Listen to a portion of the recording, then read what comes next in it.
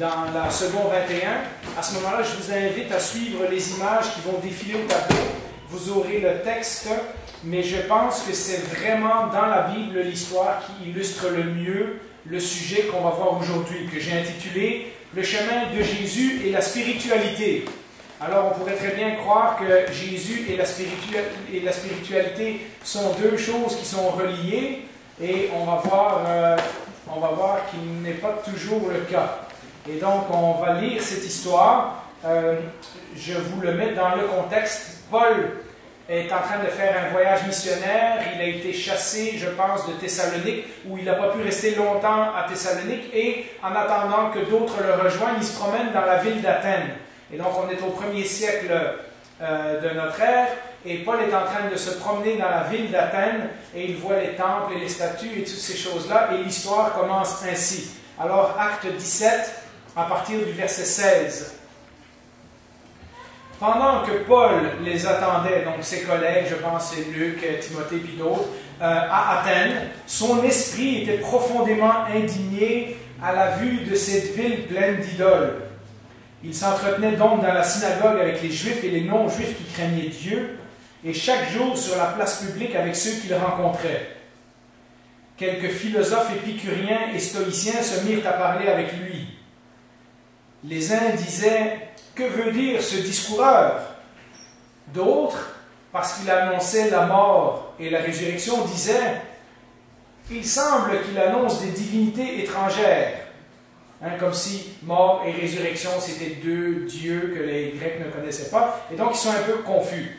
Alors, ils l'attrapèrent et le conduisirent à l'aréopage. L'aréopage, c'est comme le stade olympique. C'était un endroit où tout le monde se réunissait lorsqu'il y avait des assemblées citoyennes.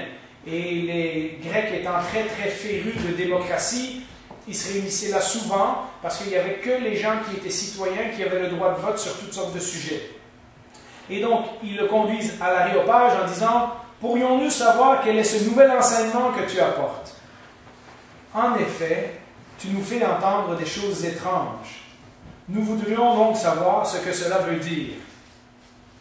Or, tous les Athéniens et les étrangers qui résidaient là ne passaient leur temps qu'à dire ou à écouter les dernières nouveautés.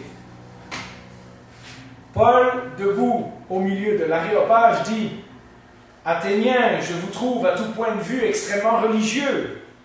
En effet, en parcourant votre ville et en examinant les objets de votre culte, j'ai même découvert un autel, donc une statue, avec cette inscription « À un Dieu inconnu ».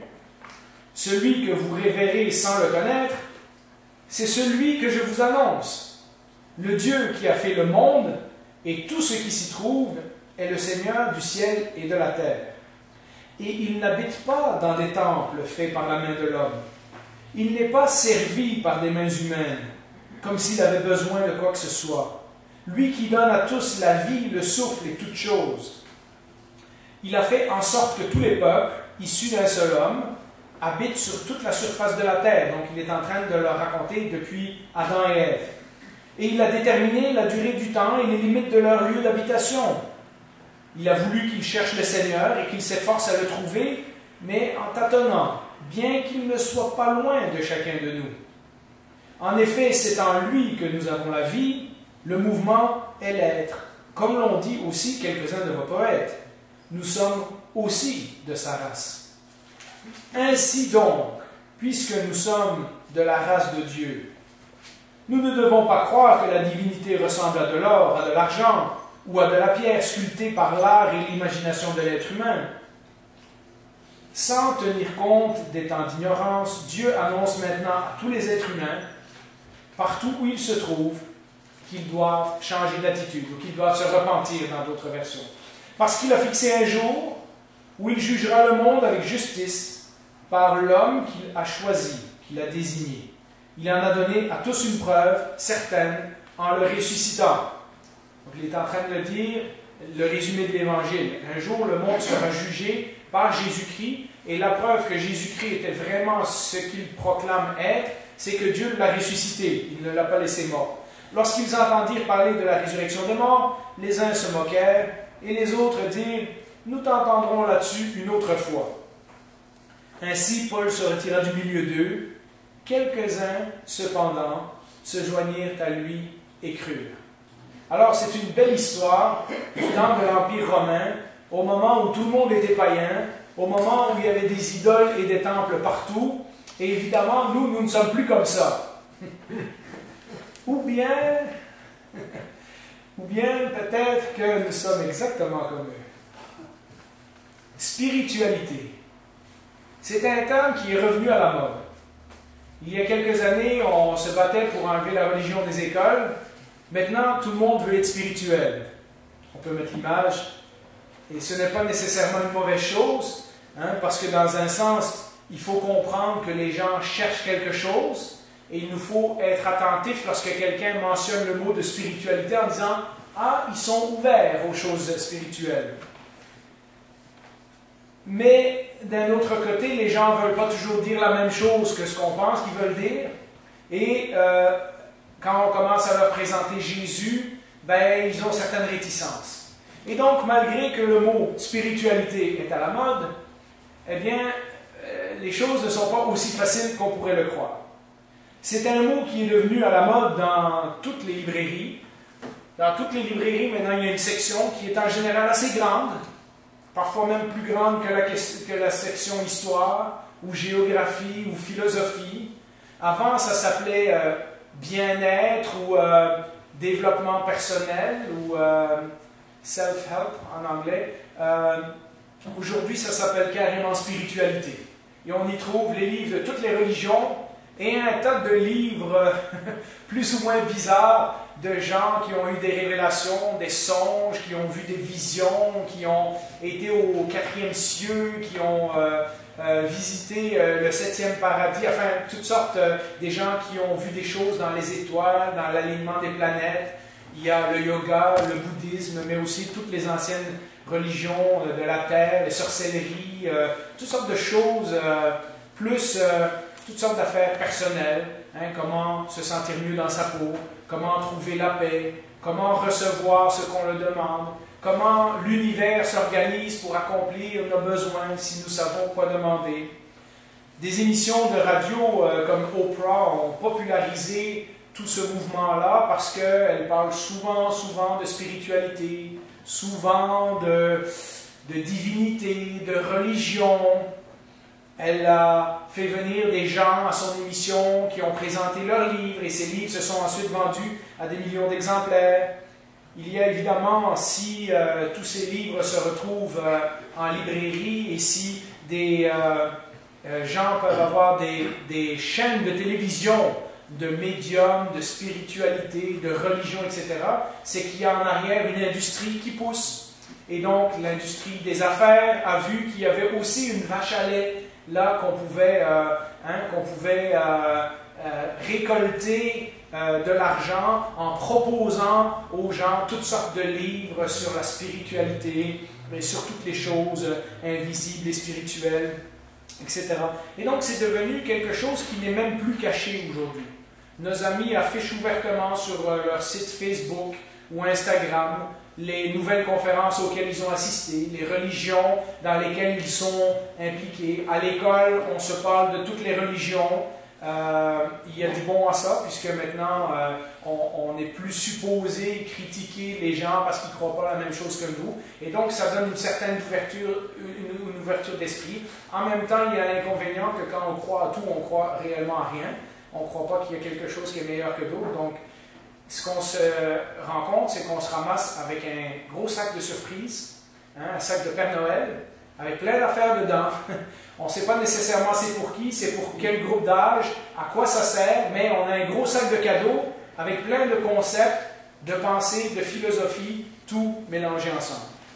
Depuis l'avènement du mouvement du Nouvel Âge, il y a une trentaine d'années, puisque c'est devenu très très populaire à peu près dans ces années-là, et ensuite des questionnements sur la société scientifique, ce genre d'idée qu'on peut tout expliquer par la science. La remise en question du consumérisme, du matérialisme. On assiste à un intérêt renouvelé par une partie de la population pour les choses spirituelles.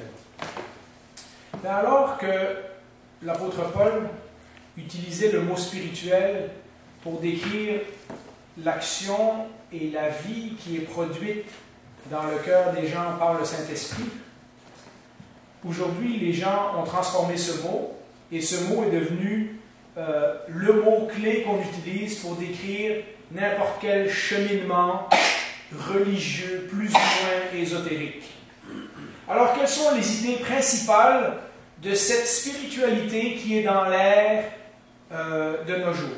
Et j'aurais pu vous parler pendant des heures et des heures et des heures de toutes les doctrines, de toutes les théories, de toutes les religions, et les décortiquer et montrer où elles ont tort, où elles ont raison, etc.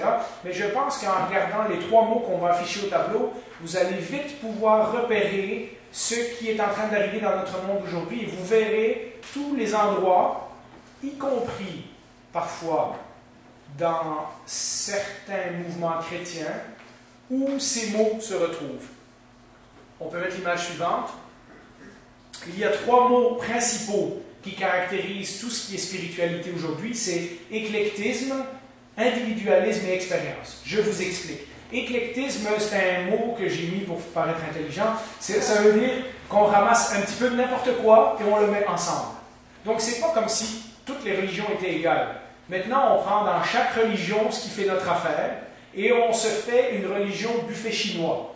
On va avec son assiette et on prend juste les trucs qu'on préfère. Et on peut y retourner plusieurs fois. Hein? Et c'est le genre de religion qu'on a aujourd'hui et qui est à la mode dans le monde. Les gens sont encouragés à ne pas se fixer à une religion, mais à explorer plein de chemins différents qui les mèneront. Parfois, ils cherchent la paix intérieure, parfois c'est l'expérience divine, parfois c'est se reconnecter avec soi-même, parfois c'est trouver la divinité qui est en nous, parfois c'est la trace de nos origines, etc., etc. Mais la caractéristique principale de ce mouvement aujourd'hui, c'est qu'on prend un petit peu de tout ce qui fait notre affaire. Et ce qui ne fait pas notre affaire, évidemment, ben, ça reste dans le buffet, hein, puis ça finit à la poubelle à la fin de la journée. Vous savez comment ça marche.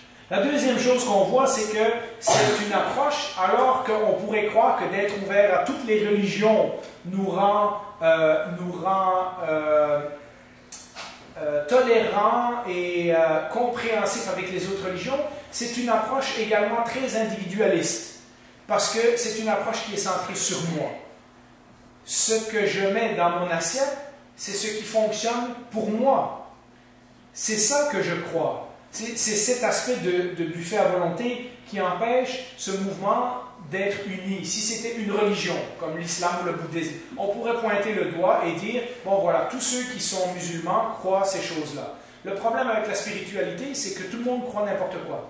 Et donc, c'est difficile de mettre le doigt sur une menace bien précise parce que ce n'est pas un mouvement organisé. C'est juste la tendance qu'il y a dans l'air de ce temps-ci. Le danger, par contre, est bel et bien réel. Parce qu'en pensant qu'on peut prendre dans n'importe quelle religion ce qui fait notre affaire et laisser de côté ce qui ne fait pas notre affaire, eh bien, évidemment, on adopte un vocabulaire religieux. Et ce vocabulaire religieux finit petit à petit à influencer même les chrétiens dans l'Église. Il y a beaucoup de ces idées qui se répercutent dans nos églises et où ça prend des gens que j'appelle des prophètes, des gens qui nous ouvrent les yeux pour nous montrer comment ces pensées sont rentrées dans l'Église. Je vous donne une série d'exemples. Vous avez tous probablement entendu des discussions où certains pasteurs, des fois, prêchaient en faveur de moins de théologie et plus d'action. Hein? La connaissance, ça compte pas. Ce qui compte, c'est de vivre comme Jésus. C'est difficile de savoir comment Jésus a vécu si on ne prend pas au moins un petit peu le temps de lire les évangiles et d'avoir une certaine connaissance de Jésus. Mais c'est populaire, ça sonne bien comme un slogan. On a tous entendu des gens dire si on réalisait la force ou le pouvoir que Dieu nous a donné, on serait capable d'accomplir plein de choses, comme si tout dépendait de nous. On a entendu des gens confondre méditer la parole avec la méditation qui se pratique dans le yoga aujourd'hui. Il y a vraiment des gens, j'ai vu des mouvements chrétiens qui s'appellent chrétiens, qui sont en train de naître, qui disent qu'en fait on devrait faire comme les bouddhistes, prendre un mot de la Bible et le répéter à volonté jusqu'à ce qu'on prenne conscience de sa signification universelle. méditer selon la Bible, c'est pas du tout ça. Méditer selon la Bible, c'est ruminer. On prend un verset, puis on le décortique et on passe son temps à essayer de comprendre qui, quand, comment, pourquoi, etc. Et on réfléchit ce que ça nous dit sur Dieu. Et ensuite, qu'est-ce que ça signifie pour notre vie personnelle? Ce n'est pas du tout ce que les gens font dans le bouddhisme, le yoga et ces choses-là. On a tous entendu des arguments du genre que Dieu est plus intéressé par la sincérité que par la vérité. On a même entendu des églises dire que enfin, tout ce qui compte, c'est de prêcher l'amour. Hein, Dieu s'arrangera avec le reste. Comme si tout le reste que Dieu nous avait dit à part l'amour ne comptait pas. On a tous été confrontés à des chrétiens qui disent que c'est l'expérience qui compte et non la connaissance. Ils ont vécu quelque chose et ils sont persuadés que c'est une révélation de Dieu. Et donc, si eux ont vécu cette chose-là, tout le monde d'autre dans l'Église devrait vivre la même chose. On a tous entendu des gens nous parler du pouvoir de la prière ou du pouvoir de la foi, comme si la prière ou la foi était un genre de force magique à la Walt Disney, que si on croit suffisamment fort ou que si on prie suffisamment longtemps, les choses vont se passer comme on avait prévu. On a tous entendu des gens qui ont été intéressés, et moi je l'ai vu en travaillant dans une librairie chrétienne pendant 20 ans, le code de la Bible. Quelqu'un a décidé un jour qu'il y avait un code secret dans la Bible, et son livre, Michael Drosnin, c'est un livre pas mal mélangé de Nouvel Âge et d'extraterrestres qui nous auraient légué un code secret dans la Bible et tout et tout. Et plus tard, il y a des chrétiens bien intentionnés qui se sont dit « Ah, il a peut-être raison, mais ils l'ont mis à la sauce biblique. » Et donc, on a un code de la Bible chrétien. Est-ce que Dieu a révélé des mots, des chiffres, des événements en comptant tous les certains nombres de lettres et en lisant un verset sur deux, etc. Est-ce qu'on est capable de faire des cris, des chants? Et j'ai vu des livres comme ça qui se sont vendus dans les librairies chrétiennes sur le code de la Bible. Il n'y a pas plus longtemps que l'année passée, il y avait un fameux prédicateur chrétien qui avait prévenu que la fin du monde arrivait tout de suite parce que c'était la première fois depuis 2000 ans qu'on avait 4 lunes de sang dans 4 mois la même année. Et septembre l'année passée est arrivé, puis on est encore là. Hein? Et donc, maintenant, plus personne n'ira le contredire parce qu'évidemment, c'est un homme de Dieu, fait qu'on ne veut pas faire de chichi, donc on n'ira pas lui dire, écoute, tu as dit des fausses affaires, etc. Mais c'est comme ça que ça se passe même dans l'industrie du livre chrétien.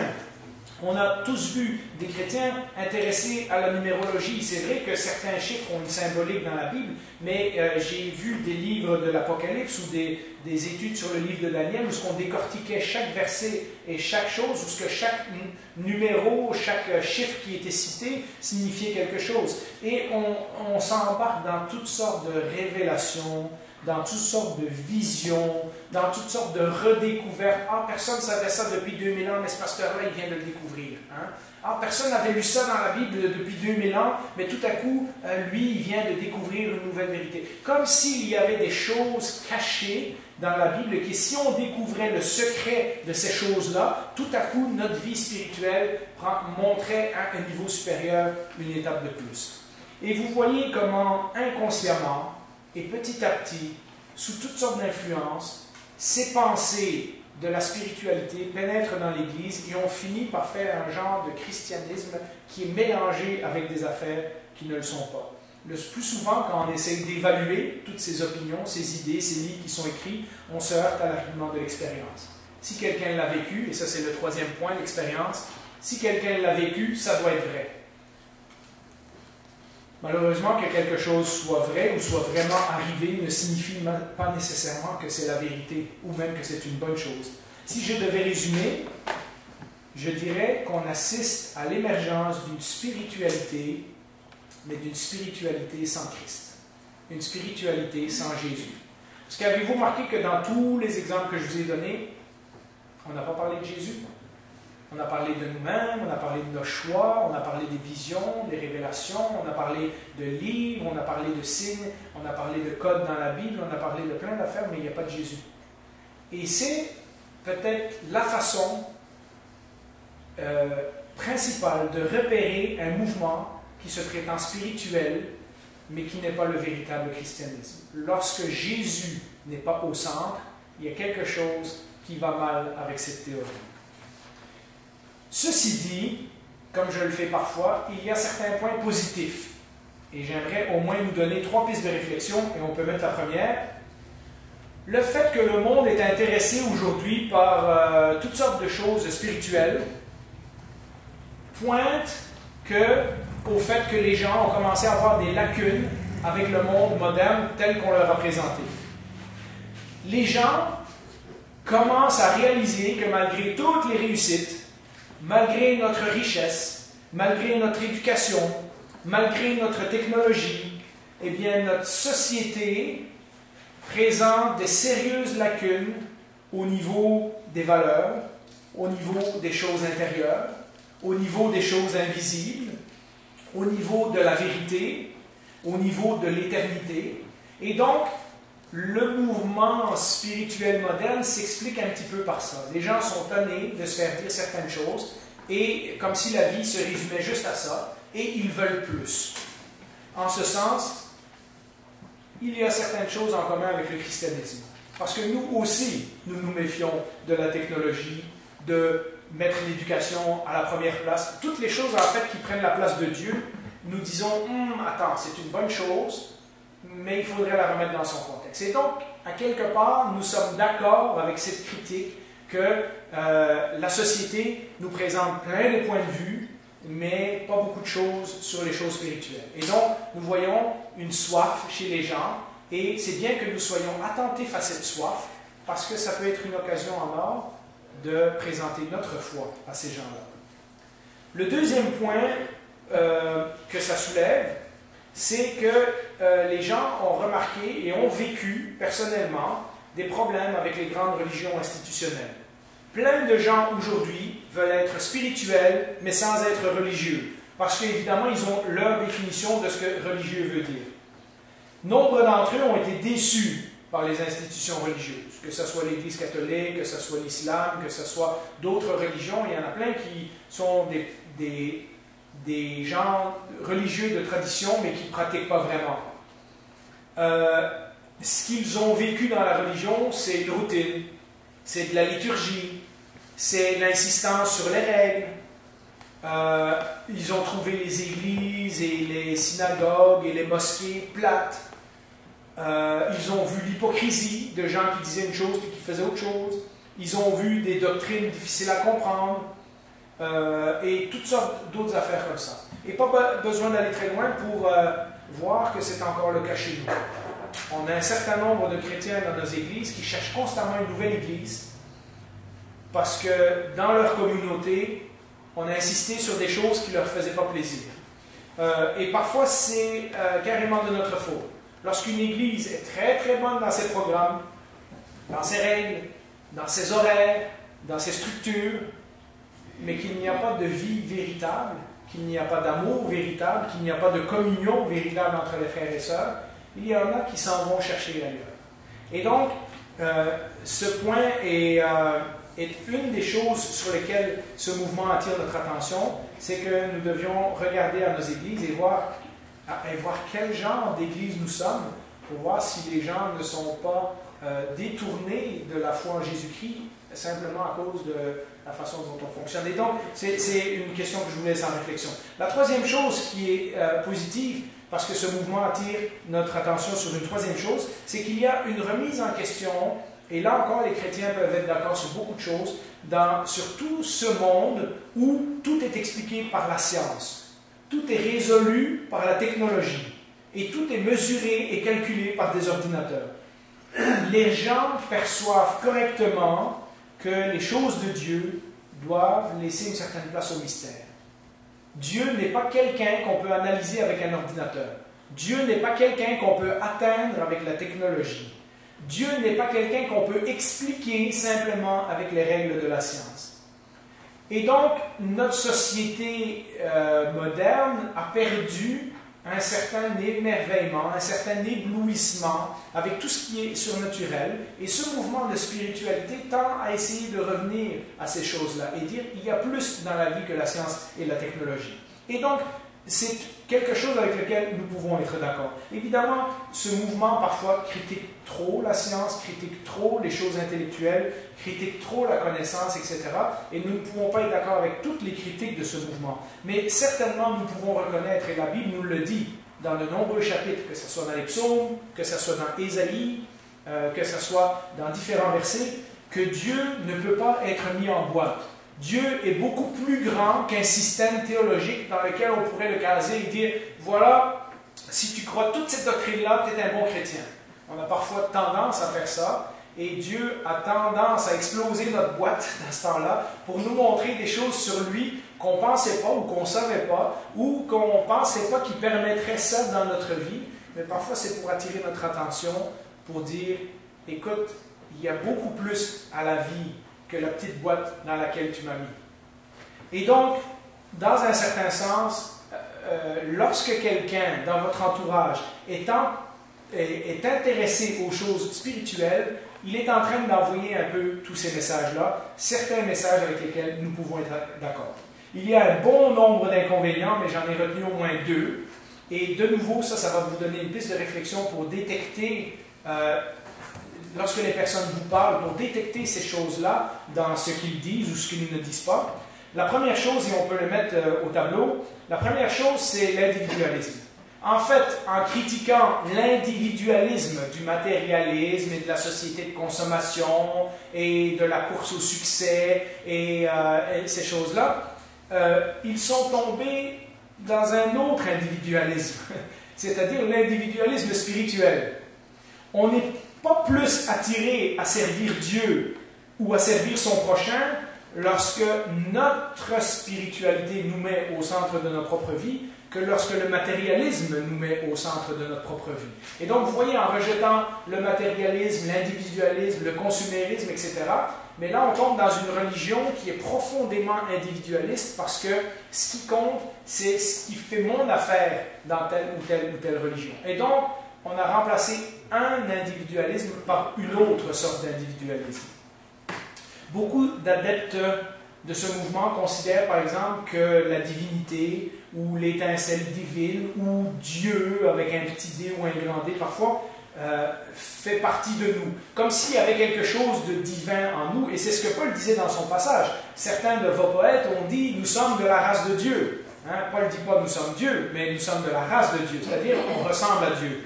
Et beaucoup de gens ont adopté un petit peu cette idée, évidemment sous l'influence principalement du bouddhisme et des religions orientales.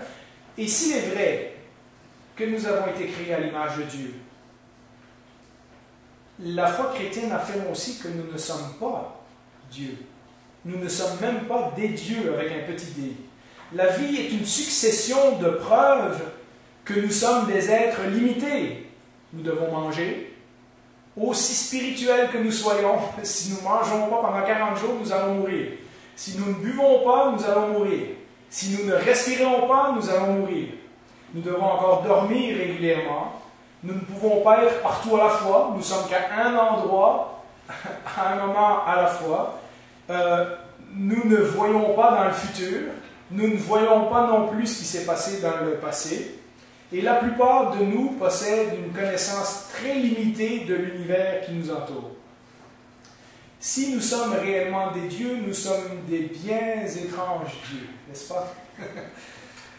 Mon être intérieur semble encore bien coincé dans un monde actuel et matériel dont je ne peux pas m'échapper, malgré que je peux prétendre à toutes les sauces que c'est une illusion. Je dois encore monter dans mon auto pour aller travailler le lendemain matin. J'ai un ami d'ailleurs qui a très très bien illustré ce thème cette semaine. En sortant du hockey, on avait des discussions sur la politique et ces choses-là, et puis on a dévié un peu sur la religion. Il a commencé à me parler de Jésus. Moi, j'ai dit, ben, un jour, je t'expliquerai ce que Jésus voulait vraiment dire. Et puis, je sentais qu'il voulait s'en aller, fait que j'ai dit, on reprendra la conversation. Mais il m'a dit, tu sais, Jean-Philippe, quand je suis au hockey, je descends au niveau du monde. Fait que je suis capable de parler avec tout le monde. Mais il dit, dans ma vie personnelle, je suis une coche au-dessus, là. Je suis dans ma bulle spirituelle, là. Je suis à un stade supérieur. Et j'ai dit, c'est drôle, il est quand même monté dans son auto pour s'en aller chez eux, là. Il vient quand même jouer au hockey, puis il va quand même manger, puis dormir, puis aller aux toilettes comme moi, tu sais. Et alors j'ai dit, ouais, ok. Il y a dans ce mouvement de spiritualité cette conception qu'à quelque part, il y a quelque chose de divin en nous. Et ce refus de voir qu'en fait nous sommes des créatures qui sont encore limitées par bien des aspects. Et la deuxième chose, c'est que lorsque tout est bon, rien n'est bon. Et donc c'est mon deuxième point, c'est que ce genre de spiritualité tend à se contredire. Je vous donne quelques points. Si c'est si important que l'expérience spirituelle soit individuelle, alors pourquoi ces gens-là passent leur temps à la partager avec d'autres? Pourquoi ces gens-là font des émissions de télévision?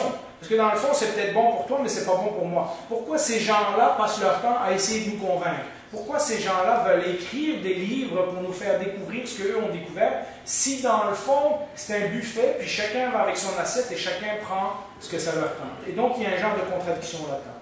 De même, si Dieu est une force impersonnelle, un Dieu c'est quelque chose de bizarre qu'il y a dans l'univers, comme dans Star Wars, là, il y a un bon côté, un mauvais côté, on espère que c'est le bon côté qui va gagner à la fin. Alors pourquoi vouloir vivre une vie morale? Parce que beaucoup de ces gens-là ne sont pas de mauvaises personnes. En fait, ces gens-là qui touchent à la spiritualité ont certaines conceptions du monde, du prochain, de l'écologie, de la planète et tout ça, qui sont des bonnes choses. Alors pourquoi vouloir être un être moral? Pourquoi vouloir la justice? Pourquoi même vouloir être en relation avec les autres? Si dans le fond je suis une parcelle de la divinité et tout ce que j'attends c'est de retourner rejoindre la divinité, pourquoi je m'inquiéterais des gens et du monde qu'il y a autour de moi? Si toutes les religions mènent à Dieu, comment peuvent-elles dire des choses et avoir des objectifs si différents? Parce qu'à moins d'être ignorant, tout le monde qui est dans une religion vous dira qu'il ne croit pas la même chose que quelqu'un qui est dans une autre. Et de les mettre tous ensemble, c'est d'insulter les gens qui croient à ces choses-là. Certainement, les religions disent parfois des choses similaires, mais ça ne les rend pas identiques pour autant. Et voilà comment ce mouvement est plein de contradictions, parce que c'est évidemment ce qui arrive. À partir du moment où moi, j'aime les patates et les saucisses, et qu'un autre préfère se choisir la pizza puis les macaronis, ben, on n'a plus de conversation. C'est juste une question de préférence. Moi, je préfère ça, toi, tu préfères ça. Qui a raison, qui a tort, lequel qui est bon, lequel qui est moins bon, on ne sait pas. On ne peut pas comparer, c'est chacun pour soi. Et donc, voilà le problème, quelques-uns des problèmes de ce mouvement. Ce que la Bible nous dit maintenant. Paul commence avec un texte dans Romains 1 qui est quand même très punché, et j'aimerais qu'on le mette au tableau pour le lire. Paul ne va pas par quatre chemins pour expliquer les problèmes que l'humanité vit. Ce qu'on peut connaître de Dieu est évident pour eux, pour les hommes, puisque Dieu le leur a fait connaître. Il explique comment. En effet, les perfections invisibles de Dieu, sa puissance éternelle, sa divinité, se voient depuis la création du monde. Elles se comprennent par ce qu'il a fait. Ils sont donc inexcusables, puisque tout en connaissant Dieu, ils ne lui ont pas donné la gloire qu'il méritait, donc ils n'ont pas honoré Dieu. En regardant la création, ils ont vu toutes ces belles choses, mais ils n'ont pas honoré Dieu qui avait fait ces choses-là. Ils ne lui ont pas donné la gloire qu'il méritait en tant que Dieu et ne lui ont pas montré de reconnaissance. Au contraire, ils se sont égarés dans leur raisonnement et leur cœur sans intelligence a été plongé dans les ténèbres. C'est-à-dire qu'au début, ils ont commencé à trouver des explications et petit à petit, de la tête, c'est passé au cœur et leur cœur a été plongé dans les ténèbres. Et Paul explique un peu comme ça le problème de l'humanité. Malgré son rejet du Dieu de la Bible, comme nous le dit Paul ici, la spiritualité moderne cherche quand même la même chose que les Athéniens. Et on peut mettre l'image au tableau. Les Athéniens cherchaient trois choses et les gens aujourd'hui cherchent encore. Tous vos amis qui sont dans toutes sortes de spiritualités cherchent encore ces trois choses-là. En fait, la raison pourquoi il y avait une statue à un dieu inconnu à Athènes, c'est qu'une année, il y avait eu un tremblement de terre et le tremblement de terre ne cessait pas et ils se sont dit, on a prié à tous les dieux, sauf peut-être on en a raté un. Et ils ont fait une statue une épidémie, pardon. Et ils ont fait une statue à ce dieu-là et l'épidémie est arrêtée. Donc ils l'ont appelé le dieu inconnu. Et Paul, évidemment, a sauté sur l'occasion pour dire « Hey, moi je le connais, ce Dieu-là, hein? C'est lui que je vais vous annoncer. » Mais qu'est-ce qui s'était passé? Ils cherchaient trois choses. La première chose, c'est que les Athéniens, comme le monde aujourd'hui, se rendent compte qu'il y a plus à la vie que ce qu'on voit. Il y a plus que le travail, l'ordinateur, l'informatique, l'argent, les choses qu'on peut voir, toucher, etc. Nous avons été créés pour quelque chose de plus grand. Les gens le sentent en eux. Salomon a dit que Dieu avait mis dans notre cœur la pensée de l'éternité. Il y a quelque chose dans nous qui nous dit que nous sommes faits pour autre chose que le genre de vie que le monde moderne nous propose. Deuxième chose, les gens se rendent compte également qu'il y a quelque chose qui ne va pas.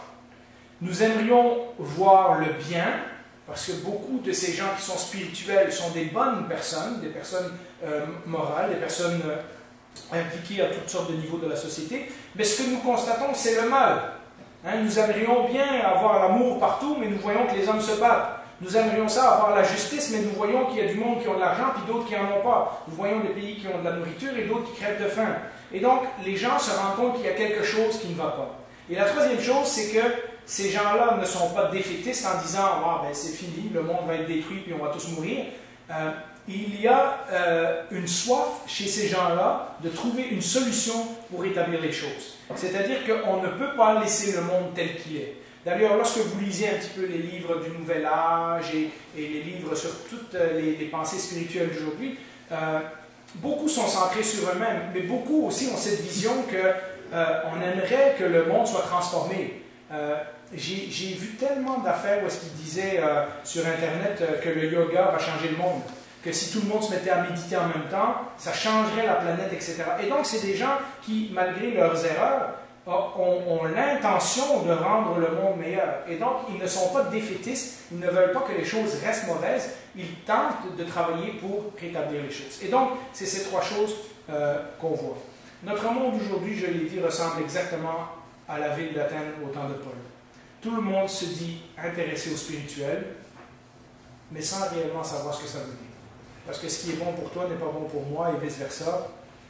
Les Grecs avaient même érigé cette statue au Dieu inconnu que je vous ai expliqué. Et quand Paul arrive à Athènes, il les choque parce qu'il leur dit cette spiritualité, ce Dieu que vous cherchez, moi je le connais. Et moi je peux vous expliquer qui il est.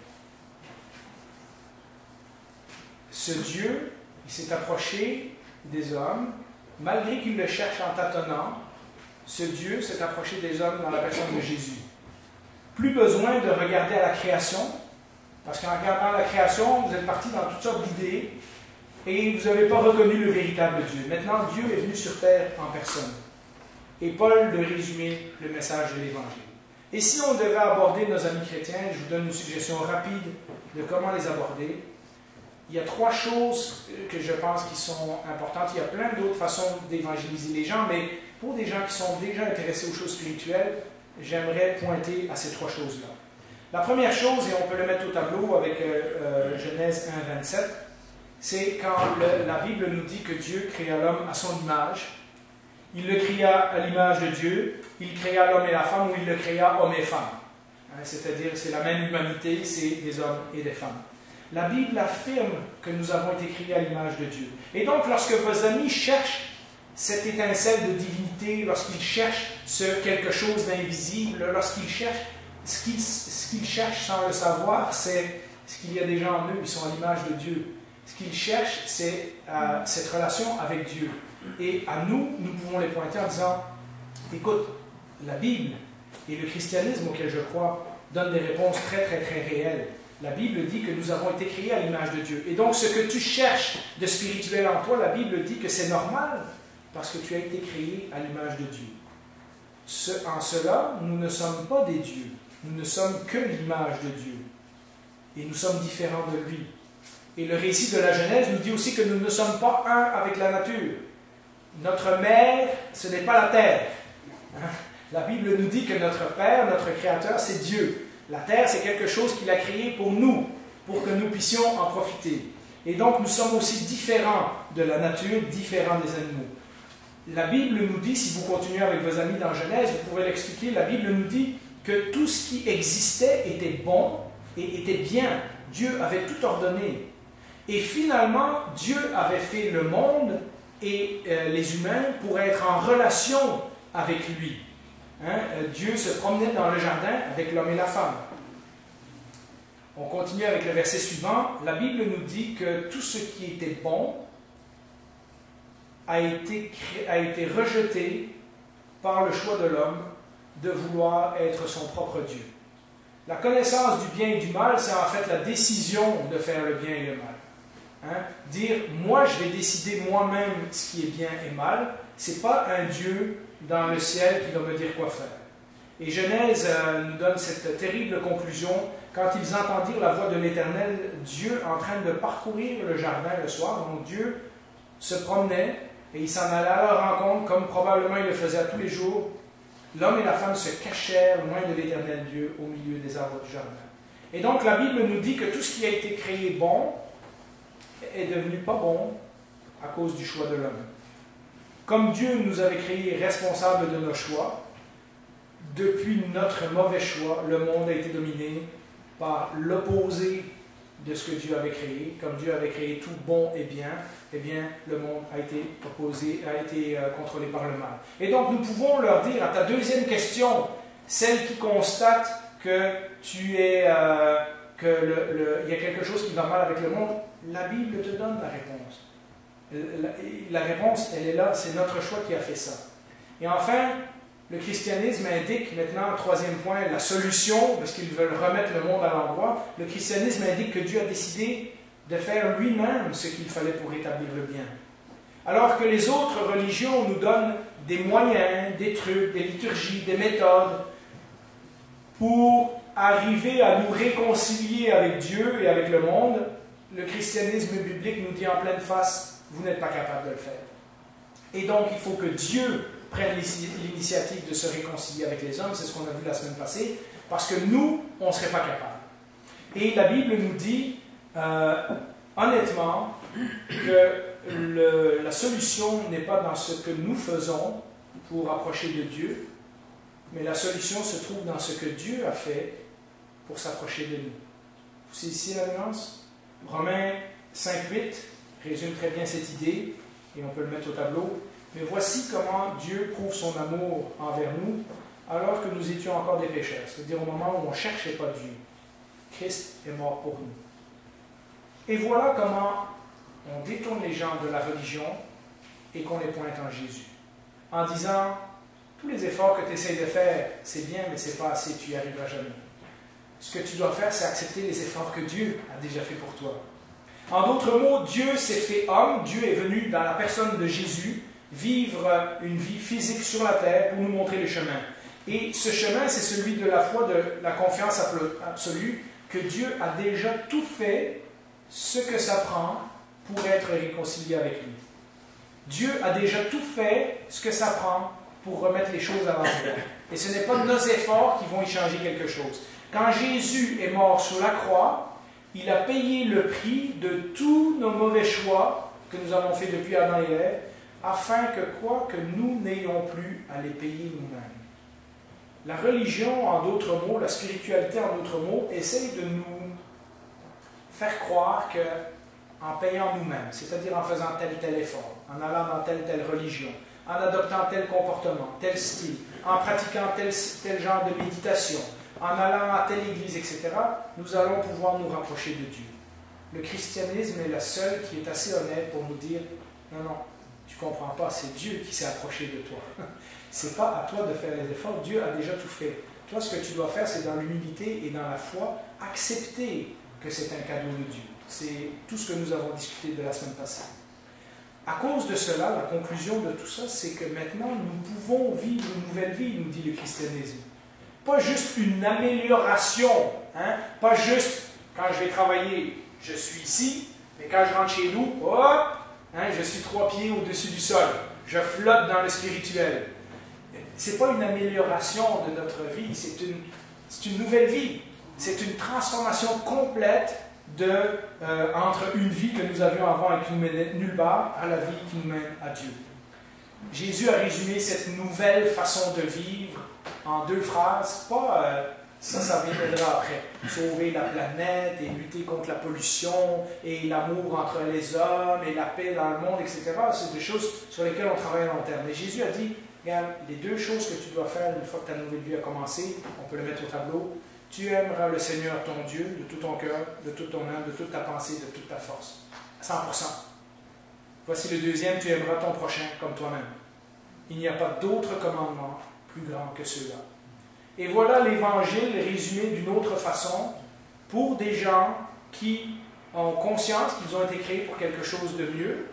Ils ont conscience que le monde ne va pas bien qu'ils ont conscience qu'il faut remettre ce monde à l'endroit, mais qui cherchent de la mauvaise façon. Alors, en conclusion, j'aimerais rattraper tout ça et nous dire un petit peu une conclusion qui regroupe tous ces points-là. La première chose que je voulais vous dire, c'est que la vie spirituelle chrétienne, la spiritualité, la vraie spiritualité, la spiritualité biblique, la vie spirituelle chrétienne, c'est une vie concrète. On n'est pas dans une bulle spirituelle qui nous enlève du monde dans lequel on vit. Quand nous acceptons de suivre le chemin de Jésus par la foi, il n'y a plus rien de vague dans notre vie. La vie de Jésus, la vie qu'il a vécue quand il était sur la terre, nous montre que la vraie spiritualité n'a rien à voir avec des concepts, avec des idées éclectiques, avec le rejet des pensées du monde actuel, mais que c'est une vie, la véritable vie chrétienne, est une vie profondément impliquée dans les endroits où Dieu nous a mis, dans le temps que Dieu nous a donné à vivre, dans les noms des personnes que nous rencontrons, dans les événements de notre vie, dans les gens que nous rencontrons tous les jours. Les paroles de Jésus ne sont pas une collection de réflexions philosophiques pour nous aider à sortir de ce monde et survoler les autres dans un genre de supériorité spirituelle, mais des mots qui ont un véritable impact et une véritable influence dans le monde dans lequel nous vivons. Si nous avons appris une chose des paraboles, c'est que les paraboles sont des histoires concrètes qui ont des conséquences sur notre vie de tous les jours. Jésus a dit à plein de fois, de différentes façons, « Celui qui écoute mes paroles et qui les met en pratique, donc celui qui écoute, mais qui vit selon ses paroles, est comme le sage qui a construit sa maison sur des fondations solides. » En d'autres mots, Jésus veut que nous vivions avec Dieu et pour Dieu, ici et maintenant. Dans les circonstances et avec les gens qui nous entourent, nous ne prêchons pas un détachement de ce monde. Ah, on est tous perdus, moi j'ai mon ticket pour le ciel, vivement la fin des temps pour que je m'en aille rejoindre le paradis.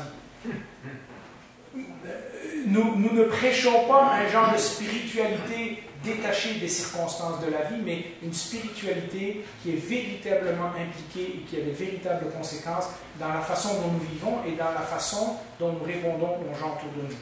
La deuxième chose, c'est que la vie spirituelle chrétienne, la vraie spiritualité, n'est pas à propos de nous. Je l'ai dit maintes et maintes fois avant, nous avons besoin de nous enlever du centre de l'histoire, comme nous avons tendance à le faire, et remettre Dieu et Jésus au centre de l'histoire. La véritable vie chrétienne n'est pas à propos de nous, mais à propos de Dieu. Toute expression de spiritualité où nous sommes le centre de notre propre univers, moi je veux m'élever, moi je veux m'améliorer, moi je veux trouver la paix, etc., deviendra de plus en plus à propos de nous et de moins en moins à propos de Dieu. La spiritualité moderne nous dit que nous serons sauvés de notre ignorance. C'est-à-dire si simplement nous détectons ces codes cachés, ces révélations, ce monde spirituel, etc., nous allons être sauvés, nous allons découvrir qui nous sommes vraiment. La Bible nous dit que nous sommes sauvés du péché. Pas mal plus terre à terre, pas mal plus brutal comme opinion. La spiritualité nous dit qu'on peut se sauver soi-même.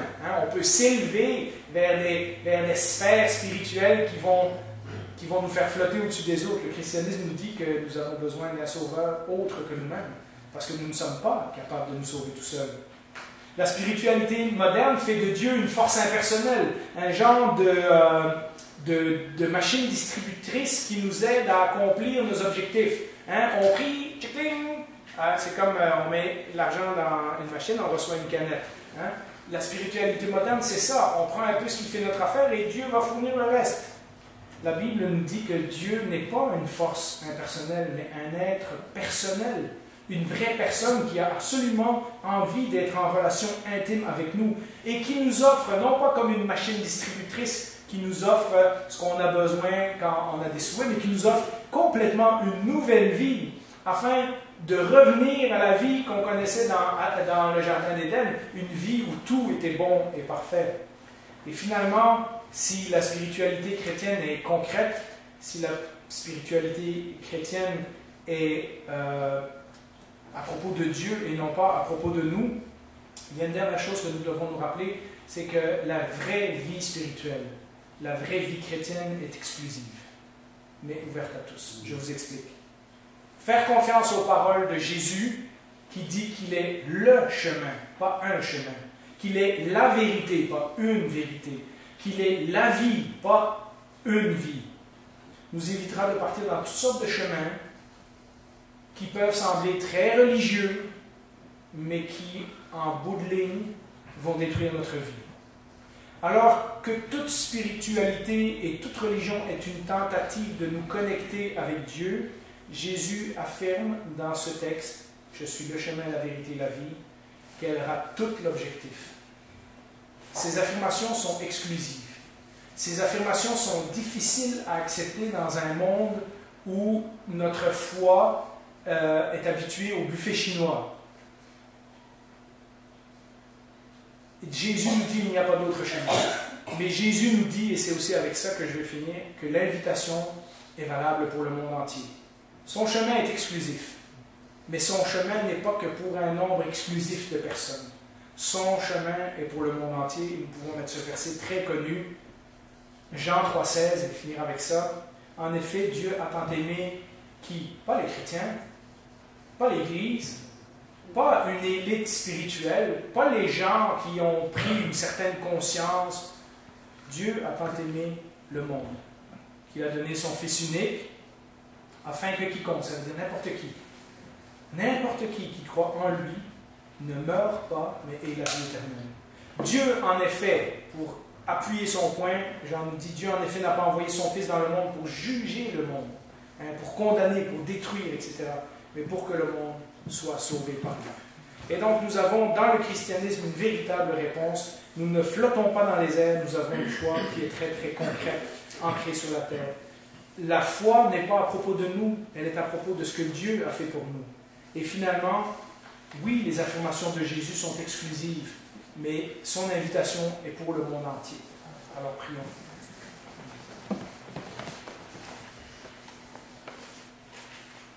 Nous te remercions pour ces paroles, Seigneur, parce qu'elles nous renforcent. Dans notre foi, elles nous renforcent de savoir que nous sommes sur le bon chemin avec ton aide. Nous te prions alors que nous allons quitter cette salle et nous disperser dans nos familles, dans nos travails, dans nos quartiers respectifs, que les gens qui sont autour de nous et qui ont des questions, les gens avec qui nous allons parler, les gens avec qui nous allons vivre, puissent non seulement voir que comme eux, nous savons qu'il y a quelque chose de plus, que comme eux, nous savons qu'il y a quelque chose de mal avec le monde, que comme eux, nous savons que ce monde devrait être remis à l'endroit, mais qu'au contraire de eux, nous avons des réponses fermes et précises. Seigneur, ce n'est pas une prétention, ce n'est pas de l'orgueil, parce que sans toi, nous ne serions nulle part. 1000 fois, nous aurions choisi un mauvais chemin. 1000 fois, nous serions partis dans la désobéissance. 1000 fois, nous aurions été complètement à l'opposé de ce que tu nous indiques. C'est toi qui es venu nous chercher, c'est toi qui as tout fait pour que nous marchions sur ton chemin. Maintenant que nous sommes sur ce chemin, notre désir, c'est d'inviter d'autres avec nous. Donne-nous les paroles, donne-nous l'amour, donne-nous la gentillesse de savoir comment l'expliquer. Donne surtout la conviction de ton Saint-Esprit afin que les gens qui entendent ces paroles ne soient pas convaincus par nous ou notre attitude ou nos arguments, mais qu'ils soient convaincus par toi. Et que nous ayons ensemble la joie de voir de nouvelles personnes se joindre à ton peuple. Au nom de Jésus, nous te prions. Amen.